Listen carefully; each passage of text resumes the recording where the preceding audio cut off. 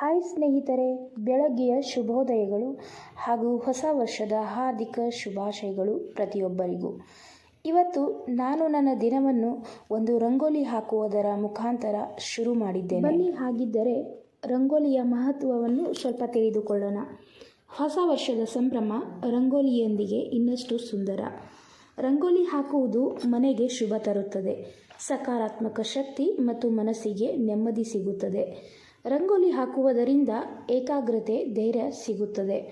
ಸ್ನೇಹಿತರೆ, ರಂಗೋಲಿ ಕೇವಲ ಅಲಂಕಾರ ಅಲ್ಲ, ಅದು ನಮ್ಮ ಸಂಸ್ಕೃತಿ, ಶ್ರದ್ಧೆ, ಧನಾತ್ಮಕ ಶಕ್ತಿಯ ಪ್ರತೀಕ. ಮತ್ತು ರಂಗೋಲಿ ಹಾಕುವುದರಿಂದ ಮನೆಗೆ ಪಾಸಿಟಿವ್ ವೈಬ್ ಬರುತ್ತೆ. ಸ್ನೇಹಿತರೆ, ಇದಷ್ಟು ರಂಗೋಲಿಯ ಮಹತ್ವ.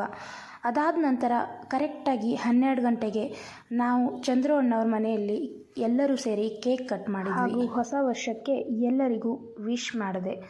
ಅದಾದಮೇಲೆ ಹೊಸ ವರ್ಷದ ದಿನ ನಾನು ಮತ್ತು ವೀರು ಟಿಫನ್ ತಿನ್ನೋಕ್ಕೆ ಹೋಟೆಲ್ಗೆ ಹೋದ್ವಿ.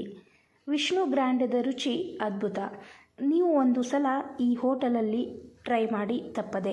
ಮತ್ತು ಇವತ್ತು ಒಲ್ಲಿ ಅಕ್ಕಂದು ಬರ್ತಡೇ. ಅದಕ್ಕೆ ಸೆಂದಿಲ್ ಅಂಕಲು ತಮ್ಮ ಉಡುಗೊರೆಯ ಮೂಲಕ ಶುಭ ಕೋರಿದ್ದರು. ನಾವು ಕೂಡ ಭಾಗಿಯಾಗಿದ್ವಿ ಹಾಗೂ ಶುಭ ಕೋರಿದ್ವಿ. ವಿಡಿಯೋ ಇಷ್ಟವಾದಲ್ಲಿ ಲೈಕ್ ಮಾಡಿ, ಶೇರ್ ಮಾಡಿ ಹಾಗೂ ನಿಮ್ಮ ಅಭಿಪ್ರಾಯವನ್ನು ಕಮೆಂಟ್ ಮೂಲಕ ತಿಳಿಸಿ. ತಪ್ಪದೆ ಸಬ್ಸ್ಕ್ರೈಬ್ ಮಾಡಿ. ನಮಸ್ಕಾರ.